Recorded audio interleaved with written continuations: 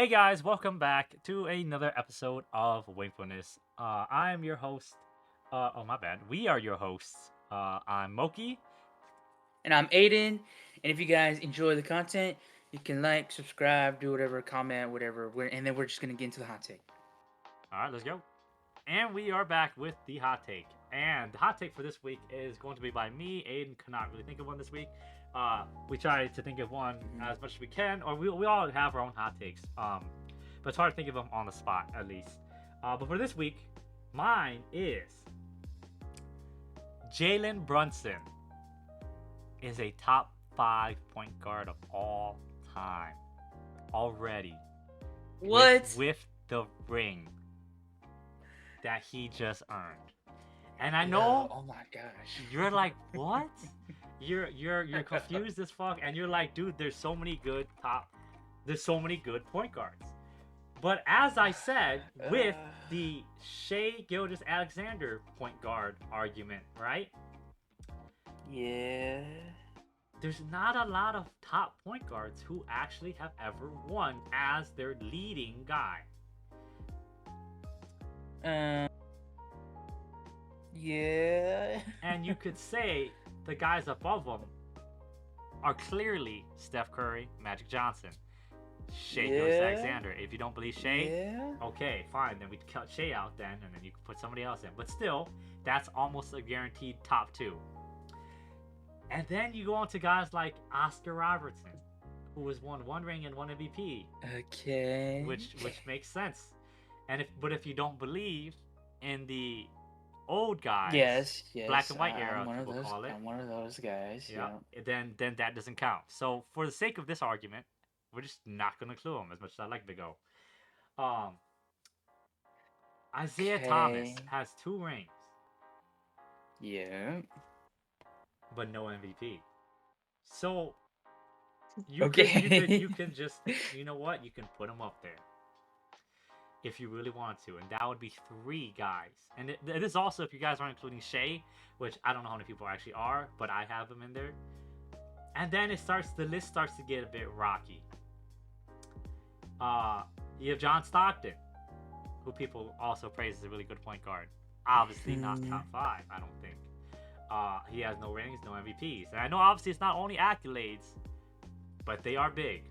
Chris Paul, no rings, no MVPs. Russell Westbrook, only an MVP. Although, be it a triple double machine, was the leader in triple doubles in the modern era. Okay. Oh yeah, Um, forgot to shout out the GOAT, Bob Cousy. Six rings, one MVP. But no, if you guys aren't including the black and white era, we can't include Bob Cousy no, as yeah, well. Um, no, yeah. and then we have Jason Kidd with one ring, who you can maybe argue was there, but if I'm not mistaken, Kidd won his ring with Dirk. That was Dallas. Yeah, with Yeah, Dirk. So that's old man Jason. So yeah, that's yeah, different. so technically it doesn't really count. Like, it's still a ring, but it's like second option, third option ring. You know, your old guy. It's kind of like Oscar Robertson, not Oscar Robertson, my bad, wrong guy. David Robinson. Um, Yeah. at the end of his career, you know, got a couple more rings. Still nice, but not really like that guy, of course. And then you have Steve Nash, who is probably the guy you can really argue, but he has no ring. You know, two MVPs, which is a very big accolade. And obviously, rings are more team oriented. Um, but with what we just witnessed, uh, in this past playoffs, is one of the Yeah. greatest. As much as I wanted the Spurs to win, one of the greatest playoff runs in all of the NBA. They went 16-3, if I'm not mistaken. And they went on a 13, if I'm not mistaken, game win streak before dropping a single game to the Spurs in the finals, which could have 100% been theirs, you know.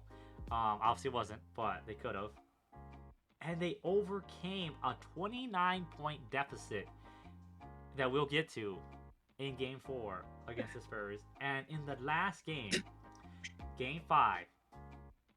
Jalen Brunson scored 45 points on 51% from the field, almost 52, 51.9% from the field, 57.1% from 3, and 86.7% from the free throw line. Damn near 50-50-90. Almost. 50-50, almost 50-60, 87. He scored almost half his team's points. It was 94-90. As a 6 foot or maybe 6'1" point guard, realistically, if we're not including shoe height. Okay. And yeah, I wanna. You have more to say? No, well I do, but I want to hear your rebuttal because it also sounds like you have one, and I'm open ears. I okay. I don't. Okay. See, when it comes to this kind of okay, I was thinking about a Jalen Brunson hot take, but I couldn't really get there. Good thing I came in, filled in. But I okay. So you said top 4? Top 5. Top 5. Top 5? Top 5 point guard all time. Point guard only. Oh shit.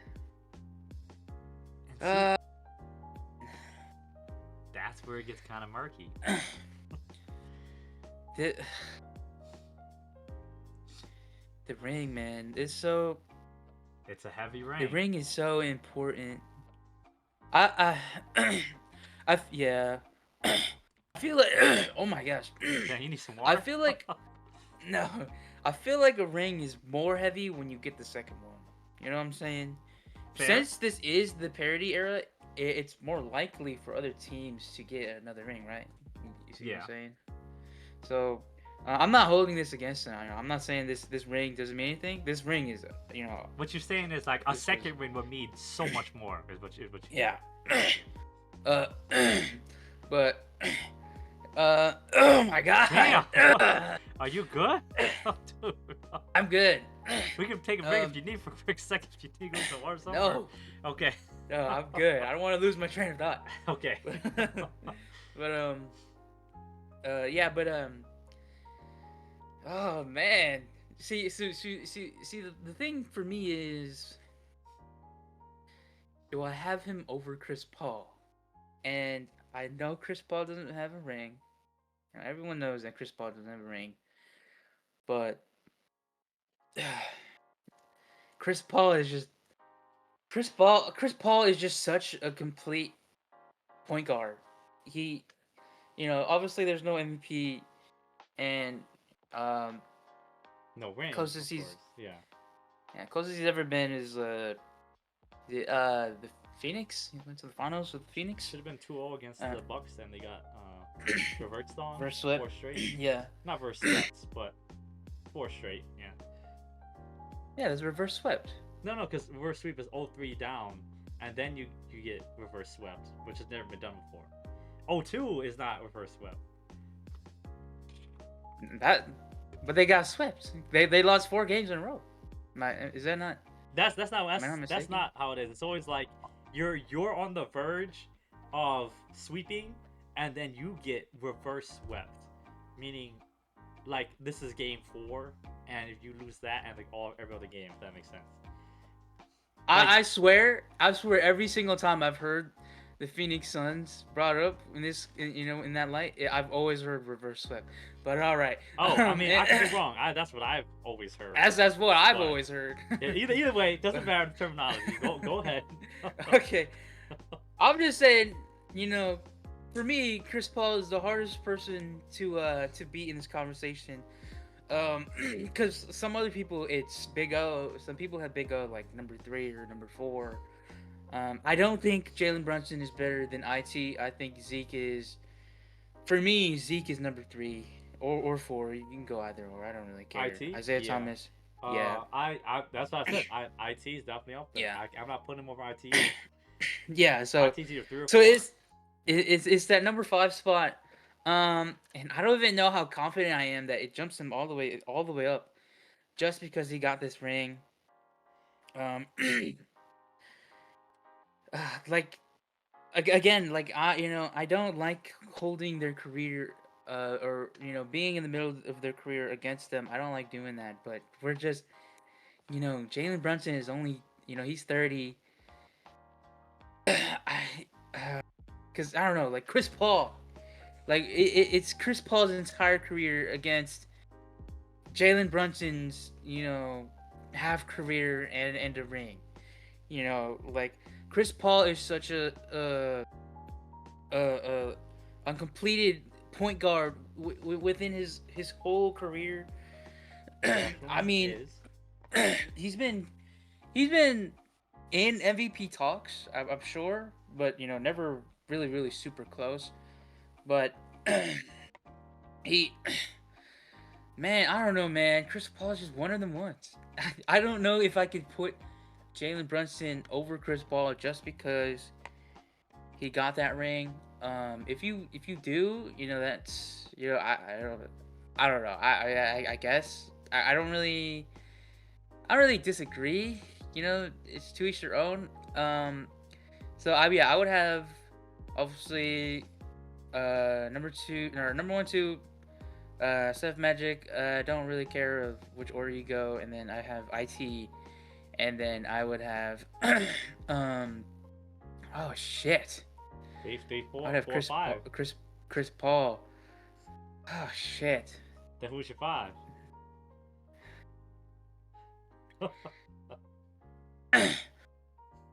It would have to be Big O or Jerry West. Oh shit, this is gross. or or Nash. Um, and you know how I feel about Big O and Jerry West, I but definitely do understand. but Also, to go back real quick, just what you said. I'm looking at right now. CP3 did get number two in MVP voting and number three. 2008 or 2007, 2008, and 2011, 2012. And then they also damn, there you go. get fourth in 2012, 2013. So he does have that over Jalen Brunson. Yeah, I would. Yeah, I would. Yeah, I would have Chris Paul at 4, I guess. Um. Oh, but man, Big O, and Jerry West. Cause see, the thing with Big O is, you you know, as much as I talk about, uh, he only has one ring and one MVP in an era where everyone holds those accolades against them. um, but then when it comes to like Big O and Jerry West, that it's not really held against them. So I always have Big O and Jerry West down on all time rankings. I don't know how I have them ranked on position wise, because Big O is still he's still the triple double machine. I don't Not know. wrong. I would have to put Big O number 5, but if because again, I don't like the saying it's too early in his career, but Jalen Brunson, I think we have to wait. We have to wait, because he is not like that top that top 5 player in the world level yet. I mean, I don't know if he even get there. He's 30, so I don't know. Fair. So I don't know. I would have him. I wouldn't have him top 5, Would you have him top 10 though? but At least. yeah, I would have. Okay. I would have him top 10. I would have him top 10. Where do you think you would have him? Like 7? Uh, uh, uh, see, This gets so murky because the point guard list is so. I didn't know a lot of point guards that not bring rings. I'm gonna be honest. That's the big thing. Yeah. I I don't know. I mean, yeah, maybe 7. Yeah, probably near 7, near in that range. Which is ridiculous. You know, that's kind of insane, but um, yeah, I would have to say that near that range. Oh man, I wouldn't really disagree. Although, yeah, I would disagree with having him at top 5. Okay, so let me try to. For some reason, this is word is in my head. Rebuke what you had said, and I don't even think that's the correct usage. So let me try to refute, which might be Rebuttal. the word, or like a rebuttal. There you go. Yeah, rebuttal. I don't know why I was thinking the other word.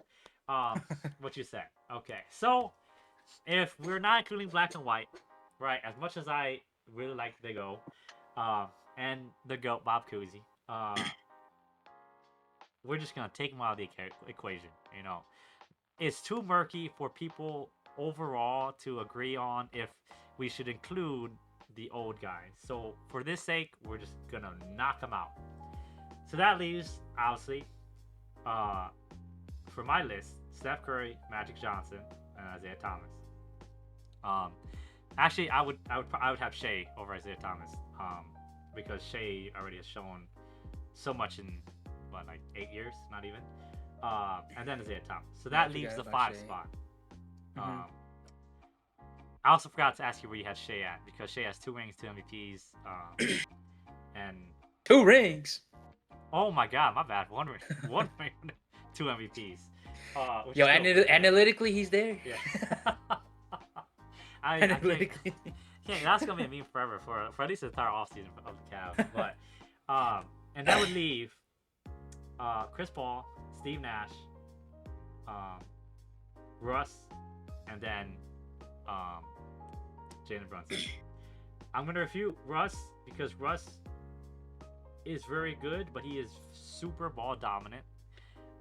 He's not like CP3 as a guard, if that makes sense. Where CP3 gets his assists without needing to always have the ball. Whereas Russ Westbrook kind of is the super ball dominant guard. Has only ever won one MVP, is very good, but then he has never gone it again. And he has no ranks. He's had elite level teammates, never could do it. The amount of Hall of Fame teammates he's ever had didn't show up for it. And maybe that's the fault of Steph Curry, who was just running the things when he was at his like best. But hey, era's the era, you know.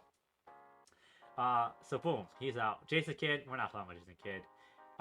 John Stockton, not talking about John Stockton. I don't know why. It wasn't even the guys I named. Steve Nash, 2 MVPs, 0 rings. The only thing I feel like for Steve Nash is, if I'm not mistaken, who was Steve Nash's? Did he not have?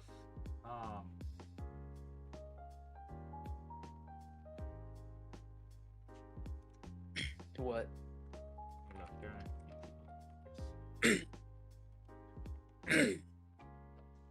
Fucking gosh. Okay. Steve Nash, his 2 MVPs is where it does get murky. But I think the hard part about it for me is that he just never averaged 20 points. Like, I understand what an amazing passer he was and an amazing point guard he was, you know? Yeah. But as we grade scoring so high, and he's not the best defender either. And of course, Jalen Brunson is not the best defender by any means, of course. But they different era, man. It is different era. They didn't want him shooting. And that's the hard part. That's what sucks. Like, even without shooting, he could still have averaged at least 20. He never even touched 19 in his entire career. And I know that may be very disrespectful for people to say, I'm still shout out Steve Nash. Don't get me wrong. Nash dribble is one of the most well-known things in the entire game. Um, but never averaged 20 points. And MVP was good, but he just never got over the hump, even with very good teammates. Uh, that's the thing I can say about him. That one's a little less for that, but because you have CP3 over him, I'm gonna refute or give rebuttal on CP3.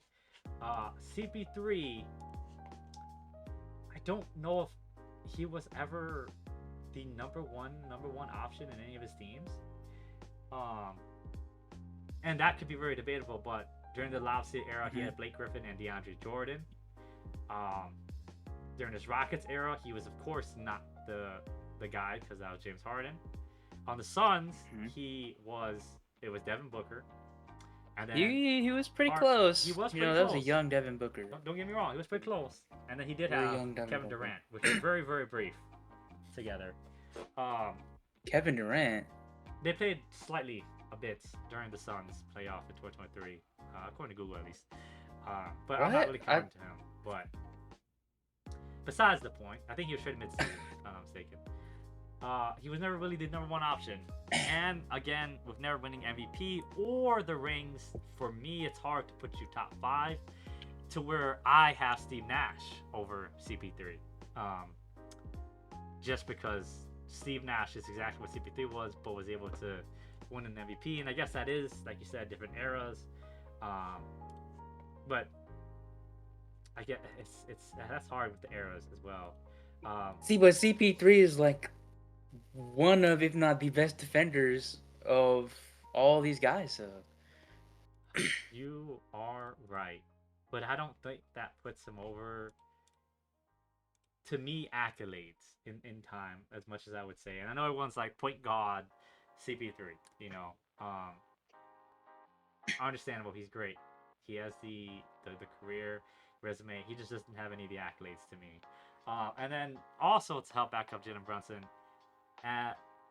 like I said, this is one of the greatest playoff runs in NBA history. It's not even like, oh, he was having an amazing thing and he just didn't make it. This, if anything, if I'm not mistaken, let me look at all the playoff runs in NBA history. The best playoff records. All right, let me let me rebuttal then. Oh my gosh, Jalen Brunson. He had 2 other Finals MVP candidate guys on his team, and OG and Cat. And he had a pretty well constructed team. That is very fair. I'm not gonna say that he doesn't deserve it, but that's that. There's That's a really good rebuttal. Well, that's a really good point. I don't know if I would say rebuttal. And I'm gonna say Cat was never winning Finals MVP. Anyone who had him winning Finals MVP, stupid. As much as I like Cat and his defense, in this playoffs, Cat averaged 12 less points than Jalen Brunson and 2 less assists than Jalen Brunson. And we always talk about defense matters too, but 12 points is almost the entirety of what Karl-Anthony Towns averaged this postseason. He averaged 15.9, not even 16. Obviously, you can average up, but regardless, the gap between them was almost more than Cat averaged in the playoffs. Defense was great, but you still need the scoring, of course. That's what I would say for Cat, and I don't know if anyone would have had Cat over him. Now, like me, who you already heard, OG is way closer, I think, to have won the Finals MVP until the last game. That last game killed his stocks for that. He before the last game. Let me see if I can go and calculate it real quick. Let me look at his numbers. Before that last game, OG should have been averaging 23, if I'm not mistaken. on elite level efficiency. So, just gonna do these calculations real quick. He's averaging 23.7 points per game before the final game of the series, which ultimately took him out of that.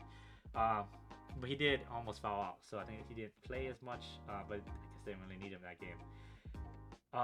And he played elite level defense, which is why I did have him Finals MVP before the last game. And the last game, to me, really showed why Brunson became that guy. Regardless of efficiency. Efficiency only matters if you lose. Yeah. And on every game that they won, besides game 2, he averaged almost 40. Or he actually averaged way more. He averaged about 45% from the field goal from the field, which really isn't that terrible. That is relatively common, you know. But he was averaging 30 points, 32.6 points in the NBA Finals against the San Antonio Spurs, who everyone thought was going to win the league, who has the only unanimous Defensive Player of the Year, and he averaged 30 points on them. As a 6-foot guard, he's not some monster Shaq, you know, to where he can bully Wemby. And that 45-point game was what really put me over the edge of, okay, you know what? He's the real deal. I need to stop disrespecting him and saying OG deserved Finals MVP, although OG did play absolutely amazing. He should definitely be the number 2 in that. Cat, good defense, not the greatest offense. Took 4 games to score in the fourth quarter. Really did not deserve Finals MVP at all. Anyone who says otherwise, it's just, like I said, stupid, but we're not here for that. So that's what it is for me to give the rebuttal on what you said. But what I was looking up was the greatest playoff runs of all time. And the Knicks on this list are tied for 10th with the Celtics in 2023 and 2024, who also went 16-3. The only difference between them and the Celtics is they averaged more points, or the Knicks averaged more points, more rebounds, more assists, more steals, and more field goal made. And better field goal percentage with less threes. Which obviously Celtics are a big 3-point shooting team, so maybe we can argue the field goal percentage isn't exactly correct. But that means they're the clear 10. They averaged everything better besides blocks per game. And that doesn't matter if you average every other stat better, of course. And of the teams above them, right? There's the 1970 Bucks who went 12-2. The Lakers of the 80s who went 12-2 as well. And if we're not including anything below the 80s, then the Bucks don't count. That means they're number 9. 9 all time on the all-time list to go 16-3. And I think just because they did this run alone, it puts everyone on the team not everyone, the top 3 players on this team raises what their ranking is all time in my eyes because of how great this run was. And we really, especially me, I didn't even think they were gonna make the fucking finals. Like, I was like every series, and everyone else did as well. You thought they were gonna get bounced in the first round. Exactly, and the thing was, I had all right to. They were down 2-1. Right? It was like I was crazy. The only team that beat them twice was the team I said was gonna go to the finals. Not was not gonna go to the finals. Was the Hawks, which was the only team that beat them until the finals. So it wasn't completely out of the ordinary. And then they just showed up. And I was gonna ask you if you should make a second video on just the games itself, but this is really one of the greatest runs we've ever seen, and we didn't really pay that much attention to it. Like, we weren't watching the Knicks games. We legitimately were watching most of the Spurs and the other games. Like, we watched a couple. I think I watched like 3 or 4 Knicks games outside of the Spurs series.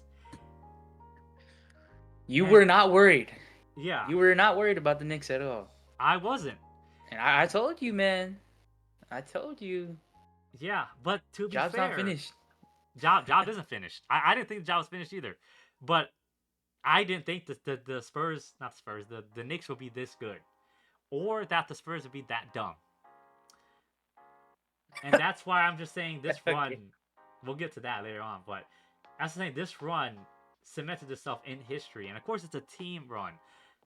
But your leader, the guy they call Captain Clutch, The came captain. in, and he only had one game below 30 points against this defense, against a unanimous defensive player of the year. And obviously, he wasn't always guarding him, obviously, but still, this team is super good defensively, and he still averaged 32 points, and he dropped 45 in the game clincher.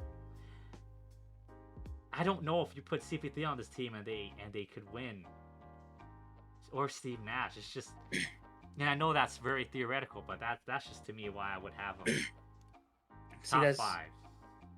you know, I don't know. I feel like that's a little different. Yeah, I You know. that's- Yeah, that was something I wanted to add on top. But yeah, For me, it's I look at Jalen Brunson's career, and it's so short.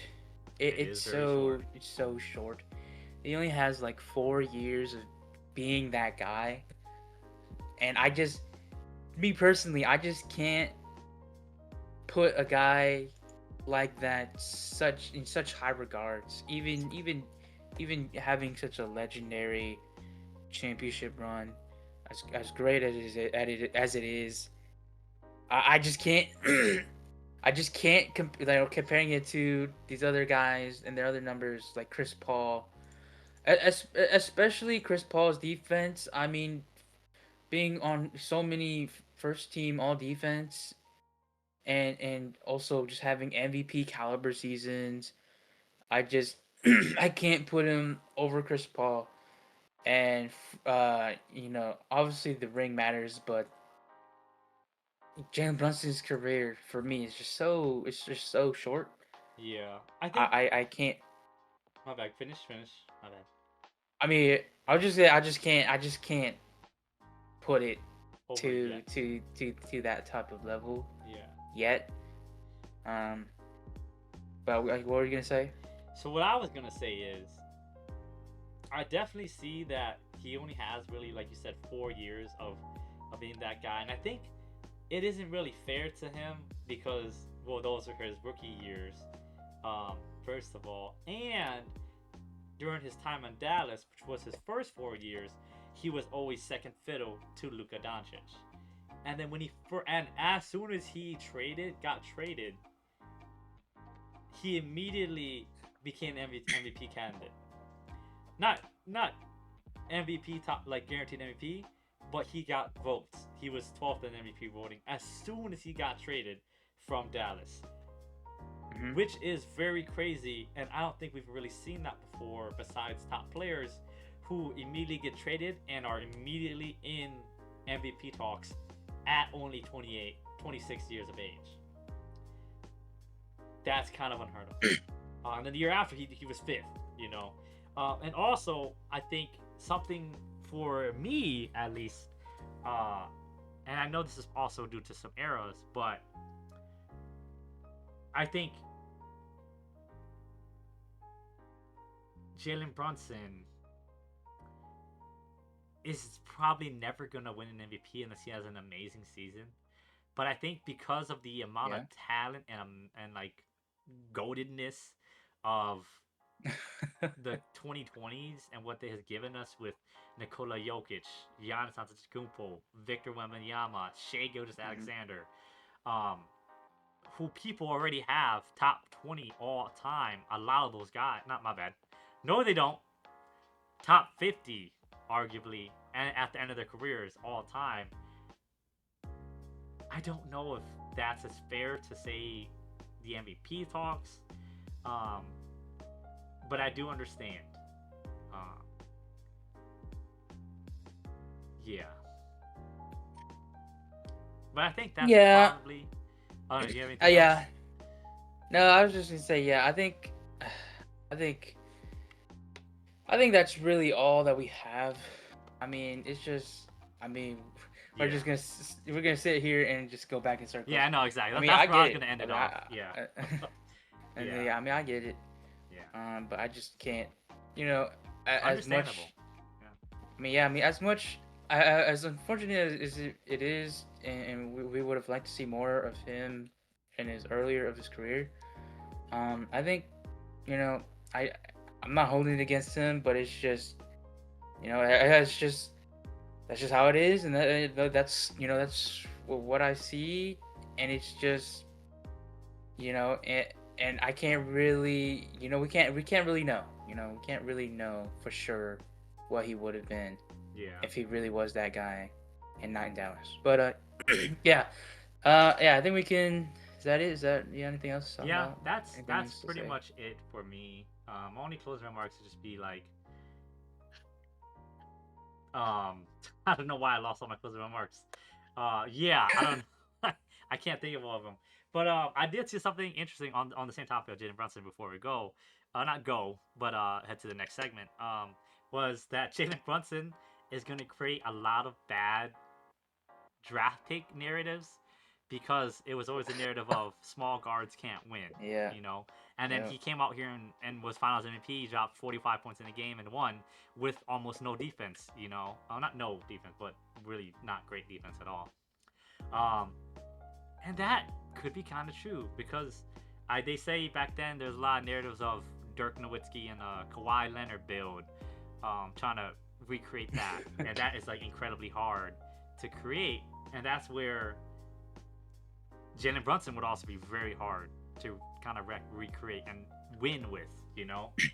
Even like you said in 2K, when we always have our guards and guys that have really good defense, and this is real life now, so that's even harder. So that's just something interesting that I saw online that actually kind of is like, yeah, that makes some sense. And I'm hoping Darius Acuff is like Jalen Brunson, if not better. That's the only comparison I can do based on his Yeah. college numbers and what they say about his defense. Yeah, but with that, we'll go right into Game 4 and Game 5 of the NBA playoffs. And we are back with the NBA Finals, and we will start with Game 4. And oh boy, this game was something else. I think I was watching. Yeah, we were watching this together, right? Yep. Yeah. And Yeah, in we the did. beginning of the game, they started off really good. It was 41-22 in the first quarter. Yeah, they were shooting 19-point lights lead. out. They were shooting lights out. They were Spurs. going crazy. And I said to Aiden, this is not good enough. They need at least a 25-point lead, and then I'll be okay. No, And they'll probably be okay. And, no. you know, I didn't know 25, if I'm not mistaken, was the most anyone has ever come back before in an NBA Finals. You know, I didn't know that. I just said 25 because it sounded like a good even number. And then they proceeded to have a really good second quarter. They dropped almost 40 points again. It was 35 points and 26 or 20, and they 35 to 27 in the second quarter. And to note, the beginning of this game, Devin Vassell started off amazing. He's shooting 3 for 3 from 3 in the first quarter alone. Yep. Wemby did pick up a flagrant foul on Mitchell Robinson. Oh, no, Mitchell Robinson got a flagrant foul on Wemby in the first quarter. And Wemby pointed at his head, said, I'm in your head. And boy, oh boy, was that super aura deading after what happened. They took a 23-point lead after making a 3 to begin the second quarter. And then they made 3 straight back-to-back threes to start the second quarter. And they employed Hack-a-Mitch to get Mitchell Robinson off the like stop their momentum. It was amazing. This was great. They were killing the Knicks, right? Everyone at this point was thinking, okay, they got this. It's gonna be 2-2. We're going back to San Antonio. It was at 6-7 minute they employed Hack-a-Mitch, and they're already up a ton. Devin Vassell made another 3 at 5:38 in the second quarter. They only had one turnover the entirety of the first half, if I'm not mistaken. Or at least on here, I have it listed at 2:51. They had only one turnover. Harper had a 360 layup. He was 5 for 6 at the end of the second. The Knicks were down 28 points, or maybe 29. I forget exactly. At 29. minutes. At 2 minutes, and then Jalen Brunson hit an and one 3-pointer. Or not an and one 3-pointer. He made a 3-pointer and a free throw. They cut it down to 24. He had 15 points in the second quarter alone. And the Spurs recorded the most threes in a half, 14 to 25, just before the end of the second quarter in Spurs history, in franchise history, which was insane. This was the largest halftime lead in NBA history for the Spurs. It was a 27-point lead at halftime, 76-49. Absolutely insane. They were shooting 59.6% from the field at halftime, 53.8% from three. Carter Bryant in 5 minutes had 5 points, 1 rebound, and 1 steal, and they only had 2 turnovers at the end of the halftime. This was one of the greatest halves in NBA history. One of the greatest halves in Spurs history. The greatest half in Spurs history. My bad. Not one of the greatest Spurs half. And then halftime hit. And I don't know if this is the cause, but it started off with Wemby getting a flagrant 1, his third. So according to, I didn't understand this at first. The numbers after the flagrant are points. So you only allowed 4 points. Kind of like a driver license where you only get like 10 or something. If you get 4, you're out. He had 2 already from flagrant 2 after elbowing Naz Reid in game 3 of the Wolves game. And this is his third. He's only allowed 1 more.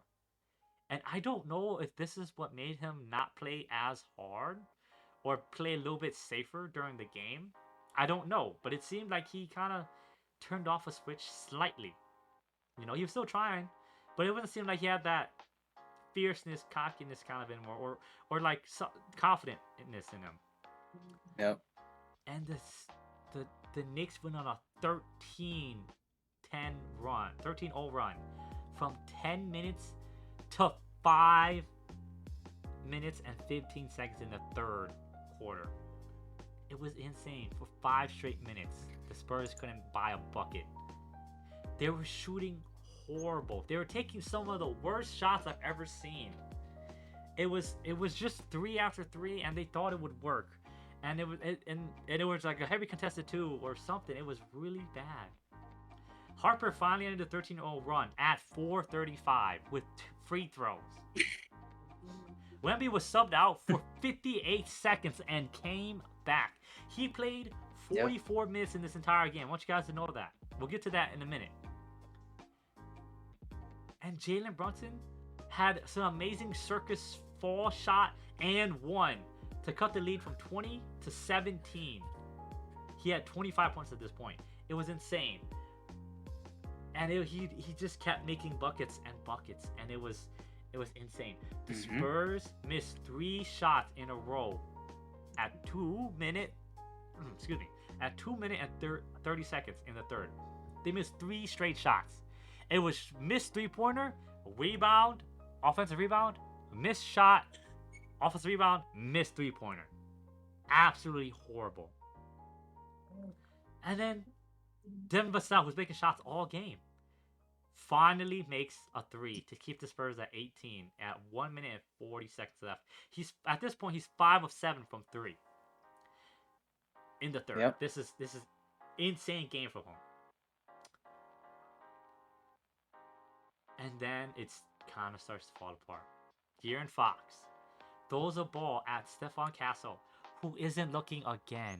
I don't know what it is with Stephon Castle not looking and people just throwing the ball at him, and turns it over at a minute and 10 seconds. OG is 5 of 7 from 3. We were just talking about Devin Vassell. OG made a 3 at 50 seconds left in the third to cut the lead down. Fox turns it over again with 33 seconds left in the third. And there was 5 turnovers alone in this quarter. Alone. They got lackluster. They got lazy. They got cocky. They got overconfident. Something. The quarter ends 90-70. An almost 28-point lead, almost 29-point lead, almost 30 points, was cut down in half to 15 by the end of the third. And you still believe in the Spurs. We're all thinking, okay, Coach Mitch Johnson's gonna get them together at this break. They're gonna lock in. Wemby's gonna have some kind of speech. He's gonna understand. Hey guys, we need to step it up. They are still in this game.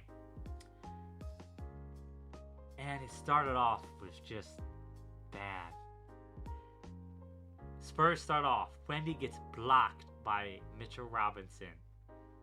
And it goes off of Wemby and the Knicks challenge. Because technically it was called out by the Knicks. And they win the challenge. And the first person to score was Dylan Harper. Dylan Harper played amazing. He's going to be an amazing player. Already is an amazing player. Probably one of the guys who I really enjoyed watching the most. I was talking about Aiden the whole time. That's how his jump shot looks exactly like De'Aaron Fox. and it does, but it's just way better efficiency. It's better. Weird. I don't know what it is, but yeah. Then Miles McBride hit a 2-pointer. And then Wemby made a free throw to make it 18 points at 10:37. He puts back the ball 3 times before making it, and the lead is at 20 at 9.5 minutes left in the fourth quarter.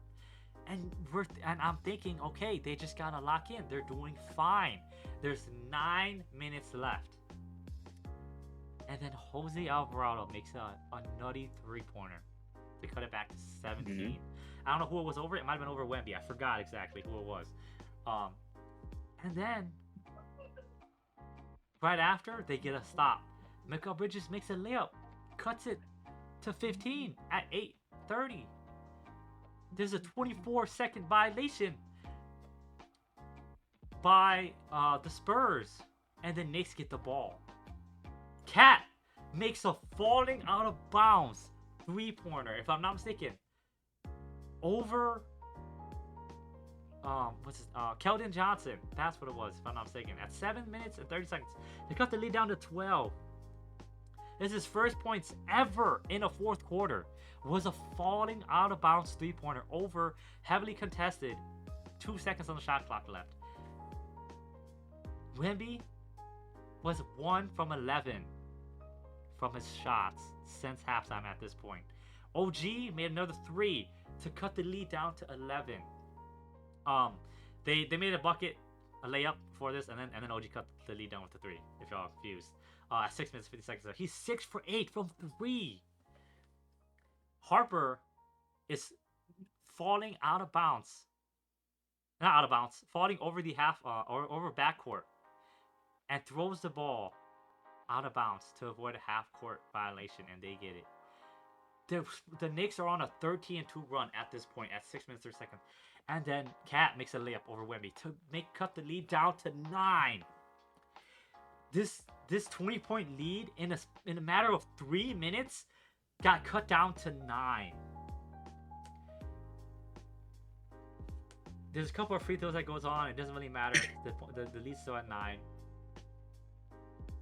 And then the Spurs at this point are 2 of 15 from 3 in the second half at 5 minutes and 30 seconds. And everyone's thinking, okay, they're gonna stop taking threes. That's the realistic thing. They're gonna start getting better looks if you're gonna take the threes. And hell no, they didn't. They didn't care at all. Brunson goes and makes a super tough layup, and it cuts the lead down to 7. It's a 17-4 run from the Knicks.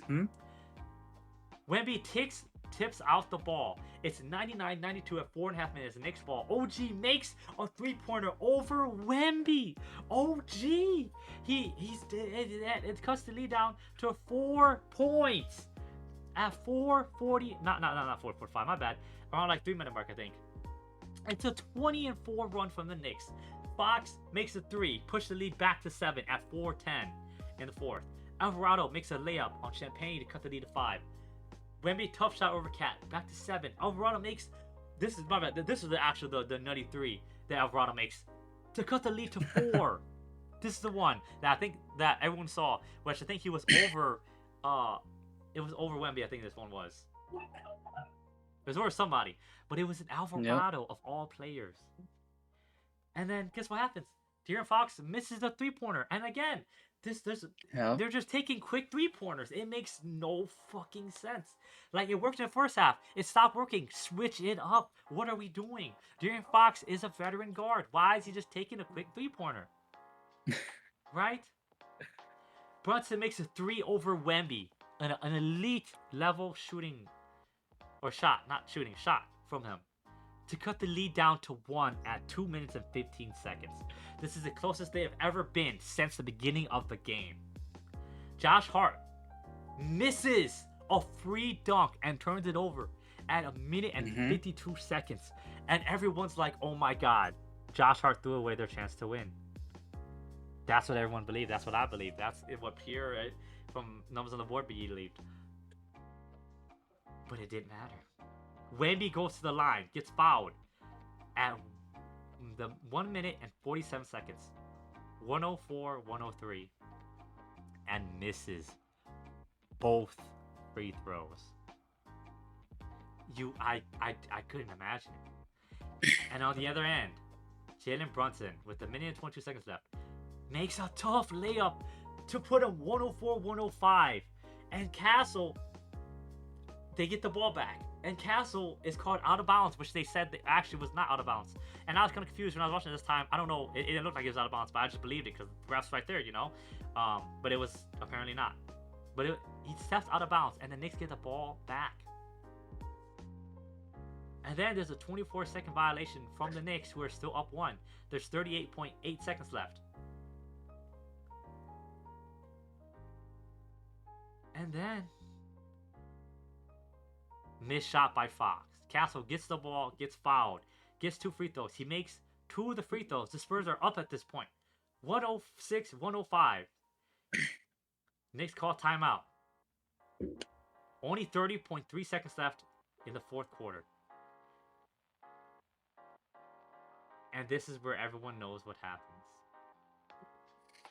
The ball gets inbounded. They take their time. Brunson goes up for a layup. I thought it got blocked by Wemby. It wasn't. I have it written down as blocked by Wemby, but it wasn't. It was a missed layup. Fox gets the crazy ball, pokes it down the field, had all the time in the world. 12 seconds left. And he decides to go up for a layup and gets blocked by no one other than OG himself on the transition layup with 5.7 seconds left. 5.7 seconds left. De'Aaron Fox, the veteran all-star guard, up 1. Knicks have no fouls to give. Goes up for a layup with one of the greatest defensive players in the league behind him, with 3 Knicks behind him, with only half a step in front of him, off of a maybe injured ankle. Last play of the game for the Spurs, pretty much. Goes up and attempts a layup just to get blocked. And obviously, the Knicks still have to make this. They obviously call timeout. This is the last timeout of the game. They get it to Jalen Brunson where they want to get it. Jalen Brunson takes a 30-foot, if not farther, 3-pointer. They're going to live and die by that shot no matter what. And they died. It missed. And out of nowhere, like an angel coming out of the ground, like Icarus finally having wings, OG comes out of nowhere and tips it over 3 defending, rebounding Spurs player and makes it in. Knicks up 107, 106. 1.7 seconds left. And the Spurs don't make it. And the game ends 107, 106. Knicks win. Pushes the lead to 3-1. Absolutely insane from them. I don't understand what happened. The inbound also was not great. Cat got a tip on it on the last play. Castle couldn't do anything, got a loose ball, and then tried to draw a foul at the same time. Didn't really work. This is the largest comeback in the finals in NBA history. 29. The Knicks were down 14 at the start of the fourth quarter. Wemby, who started off good, ended 9 of 25 from the field. If I'm not mistaken, I think he ended 2 of 14 in the second half of the game. Absolutely unacceptable. I like Wemby, but that's unacceptable. The Spurs scored 30 points in that second half combined. That's it. That's it. They started off 76 and they only scored 30. Julian Champagnie ended 2 of 9 during that game. 1 of 7 from 3 with 5 points. De'Aaron Fox, the guy everyone is pounding on.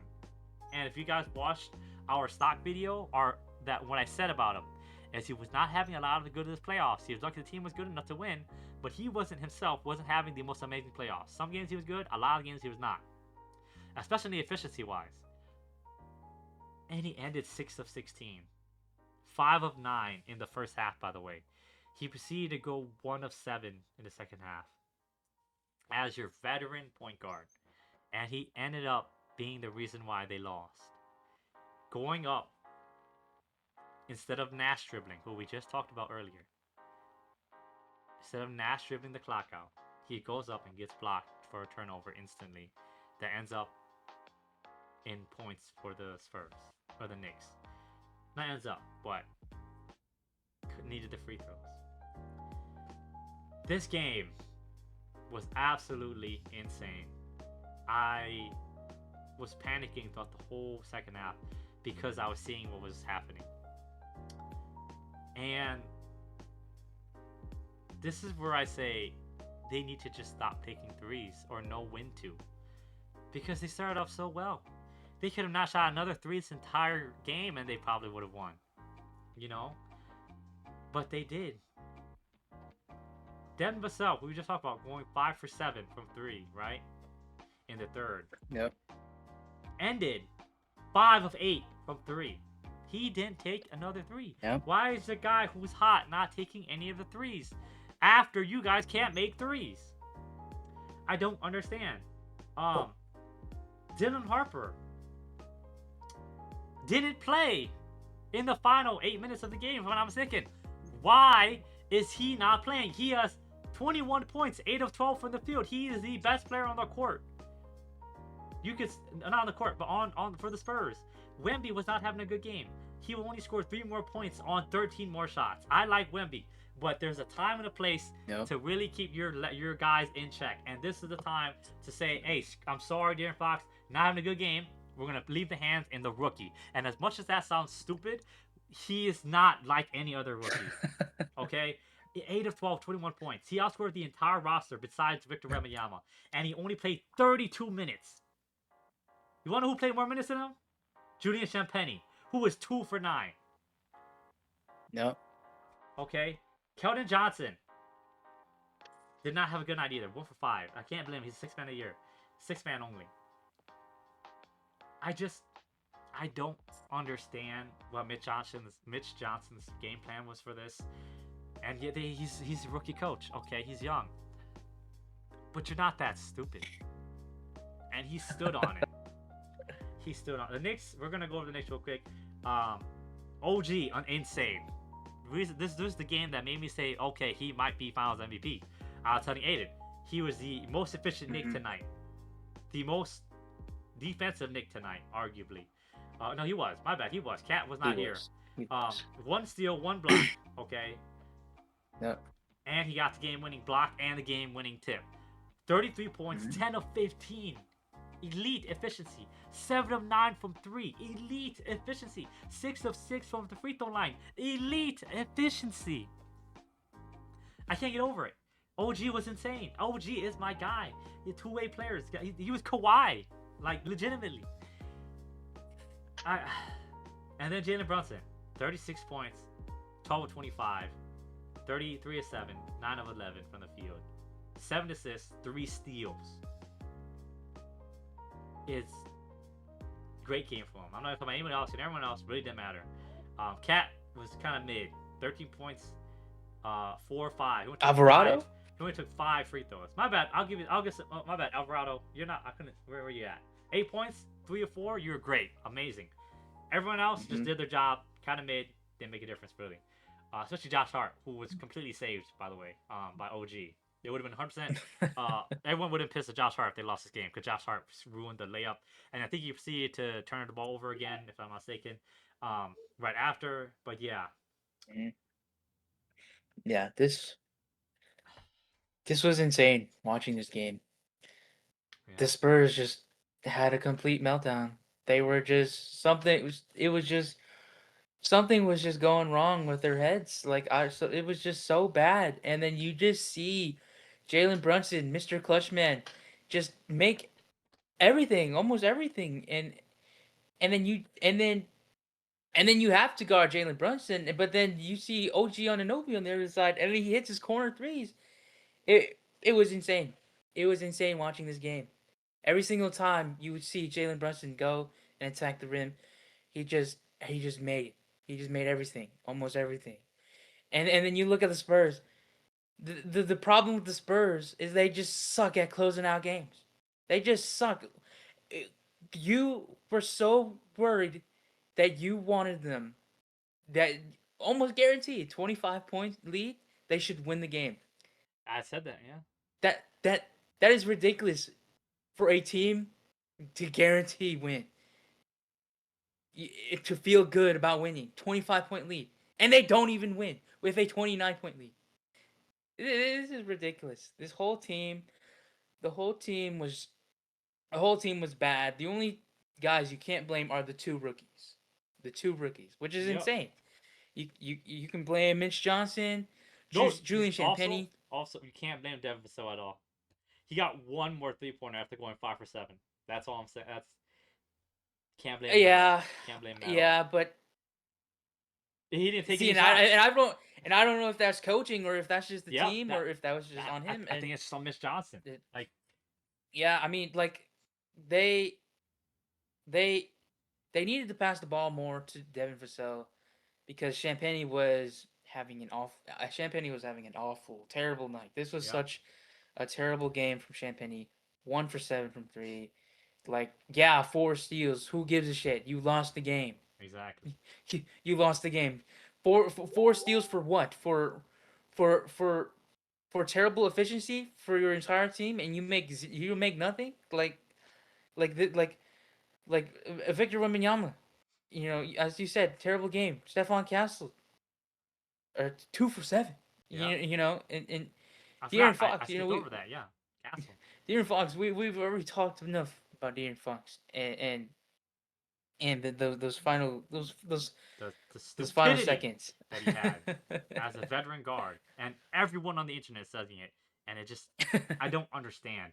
Even me as a non NBA player in the last 7 seconds could have maybe won that for y'all. Just holding the ball. Just holding the ball. Yeah. There was nothing but making free throws. I can make a free throw or two. It didn't even matter if you miss both of them. You're still up. You waste some time off the clock. They still have to make the shot. Yeah, I'm sorry. I didn't mean to up. I'm just so pissed at this because, That's and yeah. we talked about Coach of the Year. Maybe we were overrating Mitch Johnson just because of the talent he has on his team. I really think we were overrating Mitch Johnson. Like Jeremy Lin Mm. said, you can really tell how good a coach is when they have the timeout calls and plays, and there was none of it. He had like four timeouts left with the last like 5 minutes, and he didn't call any of them. None of those runs he didn't call until the run was ready, almost over. Yeah. When it was ready, like 17-2, then he called the timeout. Yep. No, it wasn't 7-0 timeout. It was 17 and Dude, like 3, and then they called a timeout. What are you doing?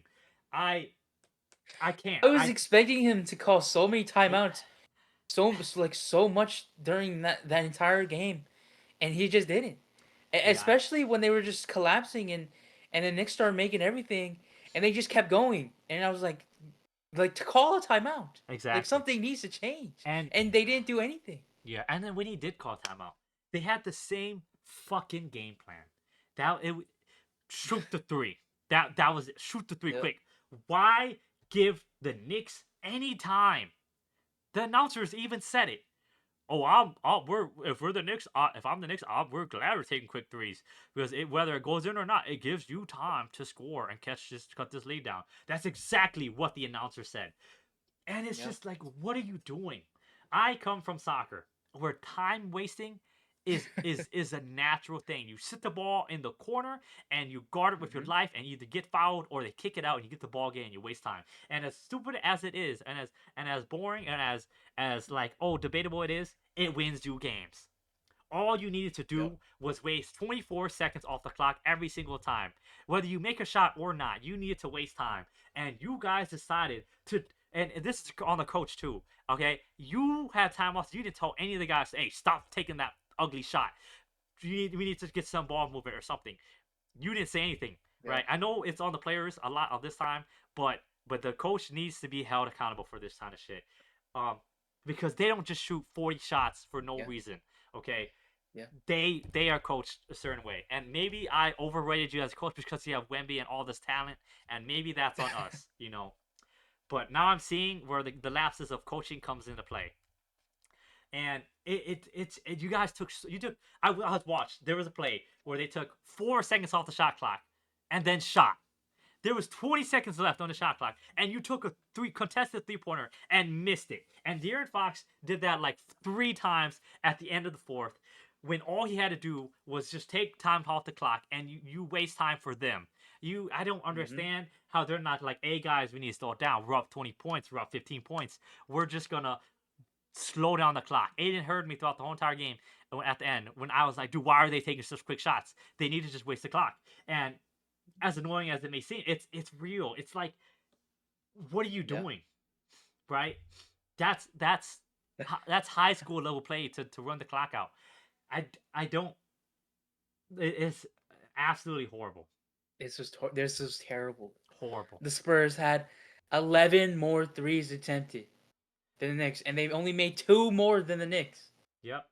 If I'm not mistaken, This I think they ended 15 three pointers made in the first half. If I'm not mistaken, if I think the Knicks no, the Spurs.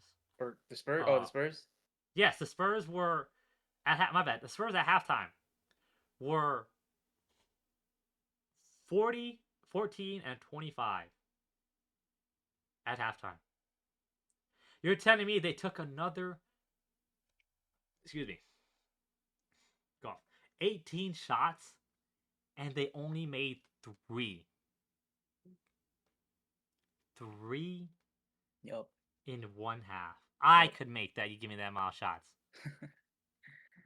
I'm not a good And point. see, It's just, this is where context matters. This is where you have to watch the game because if you look and you know it's just like, oh, okay, it was a close game.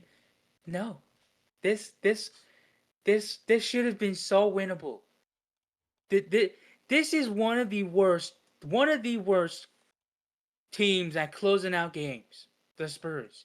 And then you have one of the they, most clutch players on the opposite side, yeah. Jalen Brunson. And they just this is probably one of their worst matchups because they had to go up against Jalen Brunson. Like they just could not get it done. Every time we saw the Spurs up, it's always they could lose the lead, and they do lose the lead. They're up so much, up 15 plus, up 10 plus, like 10, 12. Oh, it doesn't matter, up 29. It doesn't matter, and they still lose. It's still a concern within the game, being up so much. The Spurs are so bad at closing out games. Yeah. It's ridiculous. This was a horrible game. This was a horrible series. Horrible This second half. We're gonna we're gonna keep. I'm gonna keep saying that, and we're gonna get our quirks out after. But because we didn't watch the next game together, because we really didn't expect much. I didn't expect much. I was busy with my family first of all, but I did turn on the Yeah, I was game busy for too. the last like 12 minutes, not even, of Game 5, and we're just gonna go over quickly. They were starting off amazing again. You know, 23 points to 13 in the first quarter. Hmm. Then 24, the Knicks came back, but the Spurs had 19. They were still up. Then they went up again. It was 30 points to 28. And then they collapsed again. 18 of 29 to end the fourth. 18, not 18 of 29, 18 to 29. And everyone just wasn't there. And the guy we keep talking about, Dylan Harper, 25 points of 10 of 19 as a rookie point guard. And it is insane. Who cares he missed two of the free throws that they needed at the end? He was still the best player for the Spurs. Wemby, 7 of 19, Yeah. could not buy a bucket at the end. 14 rebounds. Yep. De'Aaron Fox, the guy who we talked about, who I said and stood on it, that if they don't win this championship, and everything that he's looking at right now, they're gonna he needs to be traded or should be traded or will be traded. Drops 3 of 15 as your veteran all-star point guard. 3 of 15 is horrible. Absolutely horrible, horrible garbage. Stephon Castle. Stephon Castle. 1 for 10. 1 for 10. Also horrible. I'll give him some slack because he plays good defense. Fox doesn't. And it's only his second year. I give him some slack. Not a lot, but some slack. But I don't give him any slack because we've seen what he's capable of doing. Exactly. That's why I said his only point, his only field goal was like in the fourth, and it was like a tip-in or whatever. It was a putback dunk. A putback. Yeah. Yeah. The entire game, and just 1 for 10. That is ridiculous. This is ridiculous from the three of these guys. The starting Wemby, three. Castle, Aaron Fox. Arguably the top three guys for the team. What people would say, unless you have Harper in there, but arguably. Yeah. You know, and then Champagnie and Devin Vassell showed up. 5 of 9, 5 of 8, 2 of 5 from 3, 4 of 8 from 3, 7 rebounds for both of them, 2 steals from Devin Vassell, 1 steal from Julius Champagnie. All you can ask for role players. That's it. Yeah. It's not their job to carry you. They're not OG. And this is the game you guys have. You guys are up again, and I think that the lead was 11, if I'm not mistaken. And y'all choked this again. And then the thing that really is like trauma to me in this was in the fourth, because I joined during the fourth, like 10 minutes into the fourth, not that 10 minutes, 2 minutes into the fourth at that 10-minute mark, something like that. I saw him just chucking up threes again in the fourth. They were panicking. It was just quick threes. Y'all up 11, and I was like, oh no. And then the Knicks made a shot, and they did the same thing, and I was like, oh no. And then they choked the lead again. They shot the same percentage from the Knicks, but they shot less free throws. They couldn't draw no free throws. And you could blame the refs, but the refs don't choke these 11-point leads. The refs don't choke a 29-point lead. You know what chokes the lead? Players. Coaching, especially. I don't know. And if you listen to any of the hot take, if you skipped over the hot take, whatever, Jalen Brunson had a legendary game. 45 points, 14 of 27, 13 of 15 from the free throw line, 4 of 7 from 3, 3 rebounds, 3 assists, 2 steals, only 3 turnovers, 1 foul only. Legendary game. OG wasn't even here for this, who I had as a Finals MVP. He is 3 of 11. Josh Hart, 4 of 11. Cat, the guy everyone was, he's a different maker. 1 of 7. Fouled out. Mikal Bridges is the only guy who was all right. 5 of 10. Whatever you want. He's a role player. Doesn't matter. 14 points. Jalen Brunson had a legendary game. And you're going to say, well, Jalen Brunson had a legendary game. How are you going to blame the Spurs? It's because how they lost. It's not that you lost. It's how you lose. Or how you win. Jalen Brunson was amazing, man. I don't know. He carried this team on his back. Not by himself fully, but this game he did. And I also had Aiden.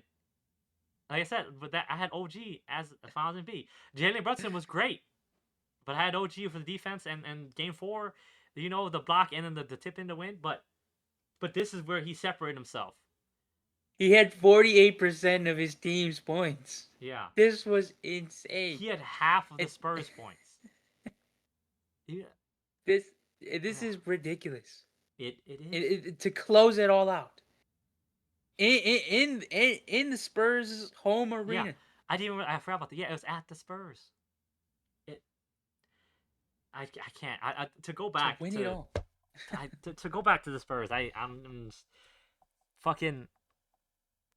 If I'm not mistaken, when I sent a screenshot of Aiden, they took 7 back-to-back 3-pointers in Game 4 and missed all of them.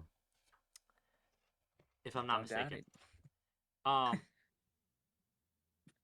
I don't know if I sent it to Aiden, but it's something like that. You know, I'm not even gonna look it up because I know it's something bad like that. And it's like, as a coach, do you not just tell him to stop fucking taking threes?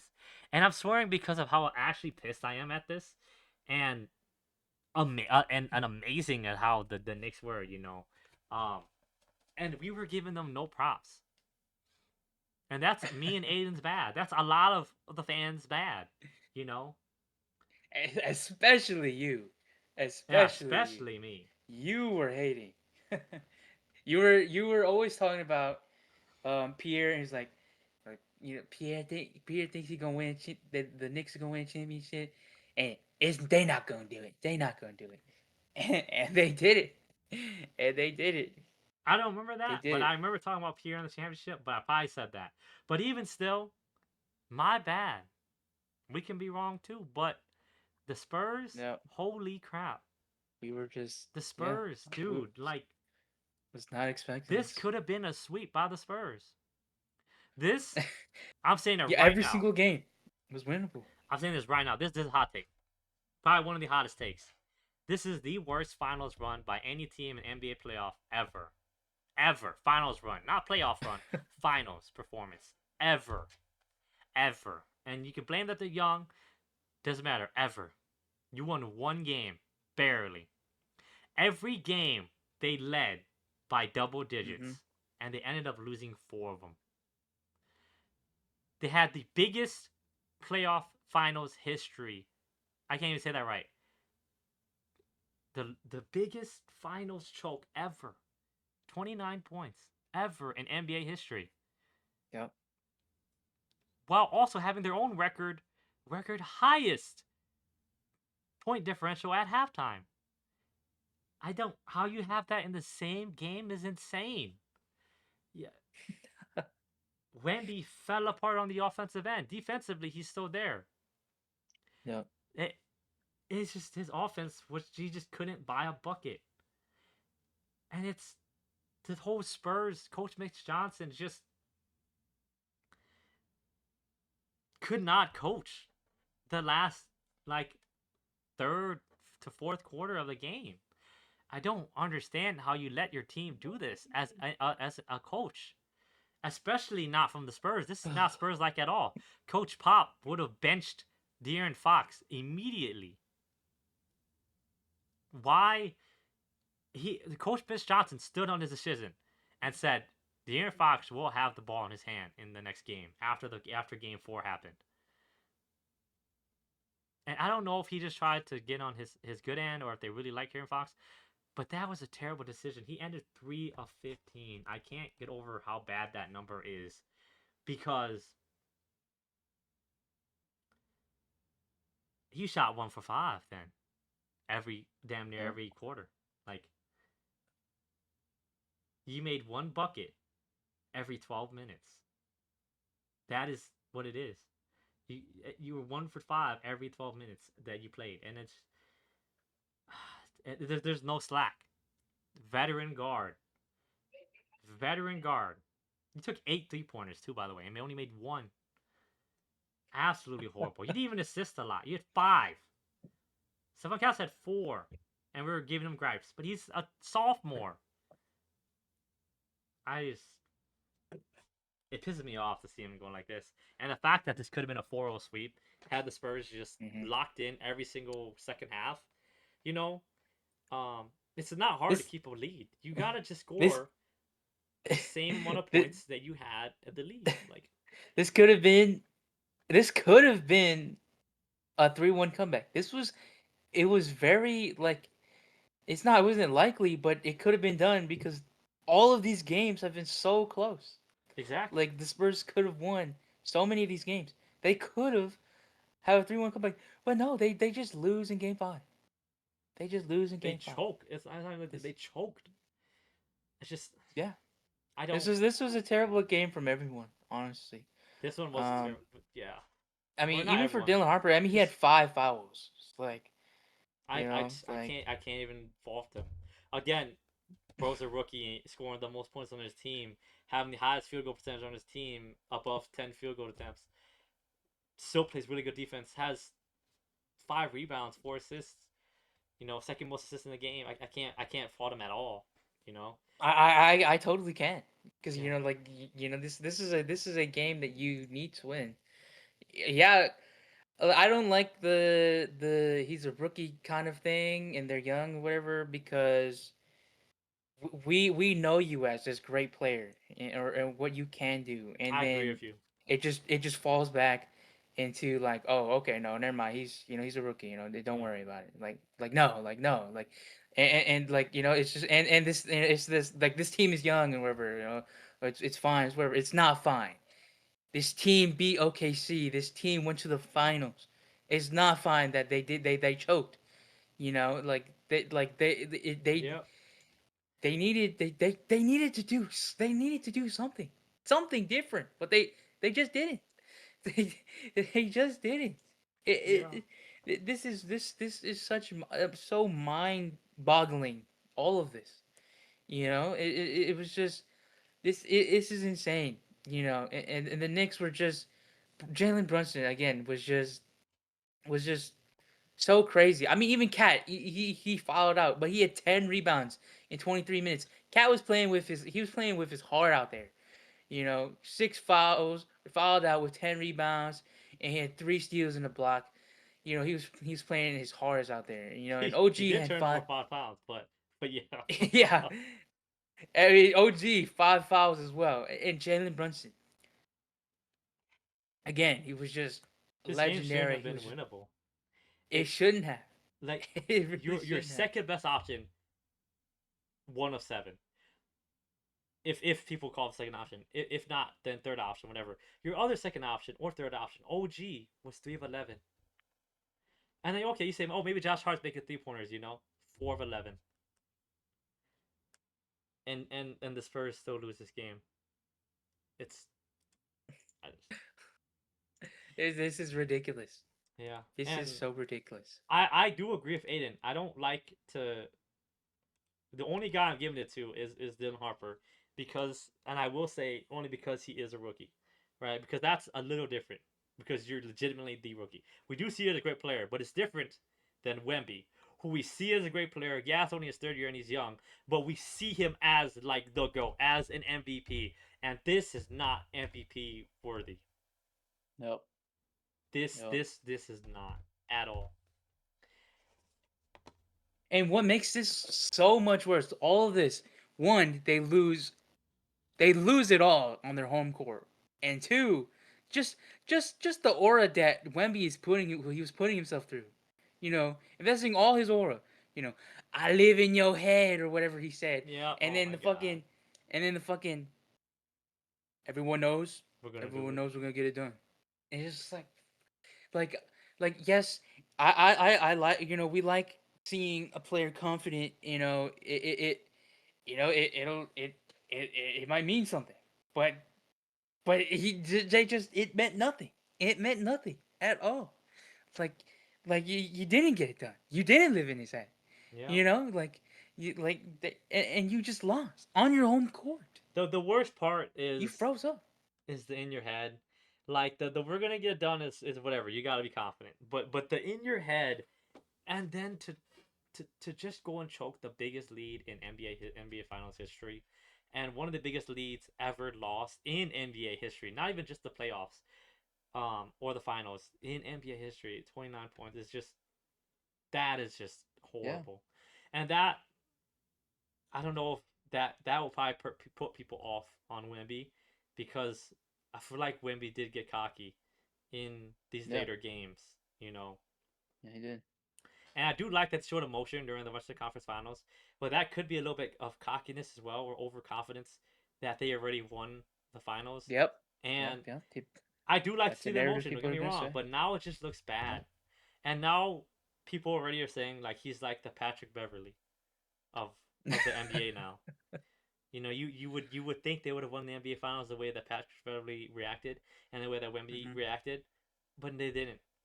And to lose like this is awful. But also, like Aid said, the aura debt, which in reality doesn't really matter, but just what it's gonna stand over your head and everyone's talking about now, and it's just horrible. Yeah, it's what everyone's gonna be talking about. You know, it it, it this is just this is such a sad way to see them go.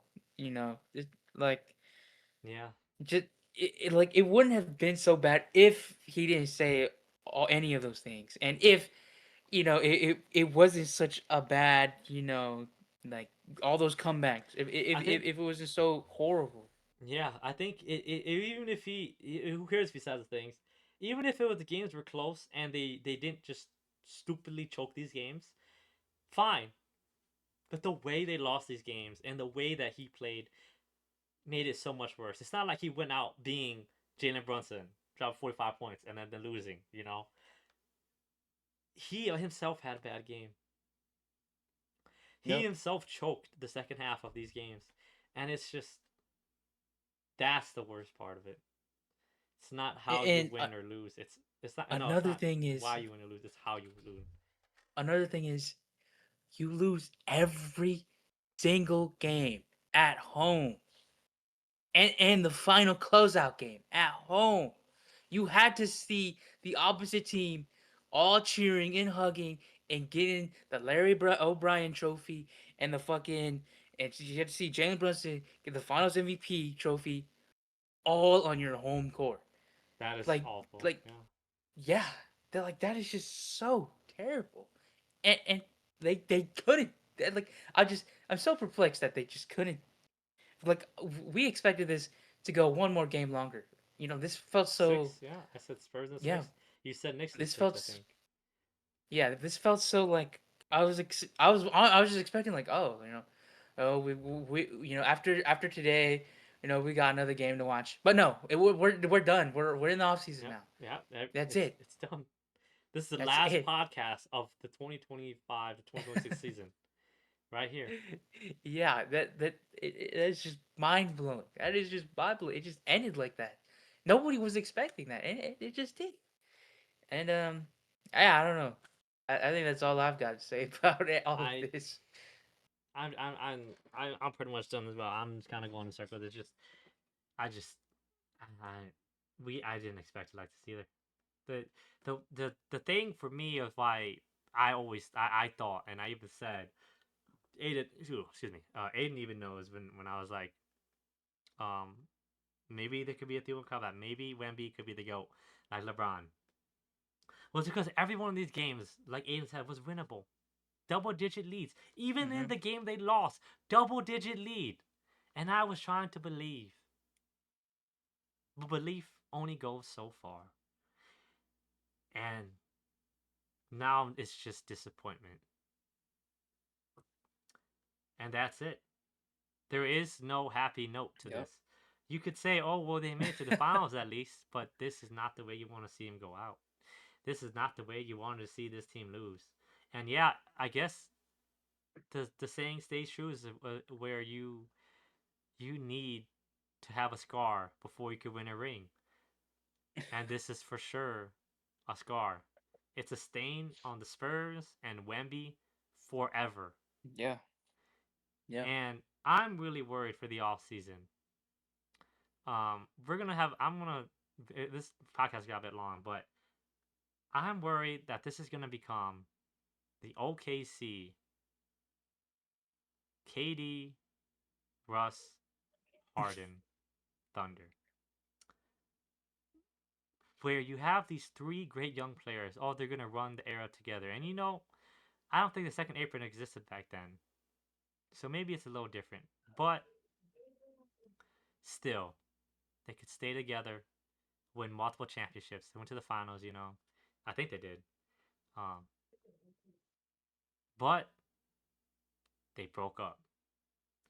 And we're already hearing stuff about Dylan Harper being annoyed about playtime. And understandably, you want to win. Yeah, you're a rookie, but you're one of the best players, if not the second best player on the team. And you were showing up. And they bench you in the most important minutes, and they lose and choke. And you can't do anything but sit on the bench because your coach has put you in. I understand. And I hope this isn't a gap to push him out. Because if he doesn't start next year, or start at all next year, without De'Aaron Fox being injured, he's leaving in 2028. Some other team he's gonna ask to leave to go somewhere else, unless he truly believes that De'Aaron Fox is gonna leave either this year or next year or any of those. Yeah, and I don't Yep. know if this is true or if it means anything or if he ever was. But De'Aaron Fox supposedly is not following San Antonio Spurs on Instagram. I checked myself and it sent to Aiden as well, and that could not mean nothing really, But Mhm. I don't know if he actually was following him before, so who knows? I assume he would be because most players are to their org. Um, but the Spurs, they need to change something. You can't have Dylan Harper on the bench anymore, and you can't have De'Aaron Fox 50 mil sitting on the bench either. But you can't play all three. It's not gonna work. It's not tall enough. It's not Yep. position wise good. You need to get rid of De'Aaron Fox, and if you can do that for anybody, you could probably win. Me and Aiden already talked over it a little bit, but I said MPJ. The only other guy that can maybe get is Triple J, but probably not. That is the only realistic option other than anyone else in the league to improve the Spurs and get off his contract. And you'd have to give us some picks for MPJ as well because his contract isn't as big. I don't know what happens now, but I expect because we're in the era of parity, I have a feeling that the Spurs hopefully win next year, and then Mhm. I believe this is a hot take, as this is the last podcast 2025, 2026. Not the last podcast that we're gonna do this year, but I'm just saying of this season is the Yep. Pistons win the year after next year. So it's gonna be Spurs next year, then Pistons, because we're in the era of parity now. But I could be wrong. It's hard. And we just talked about CP3 and all these great players who have never made it back to the finals after 1 year. And as much as I believe in this team as well, be able to make it, I don't know now. I don't know. Something crazy could happen. You know. Mhm. Then Harper could request a trade, get mad, and not. I don't know if you're actually allowed to do that on your rookie contract, but still, like, I don't, I don't know. That's the scary thing. Hope you guys enjoyed. I don't know if we have anything else after Aiden. No, I don't have anything else. Yeah. Hope you guys enjoyed this. Um, and if you guys did, or any of your comments of what you think, let us know down below. I read everything. Aiden reads everything, I think, as well. Um, yeah. And we'll see y'all in the next one. Bye bye.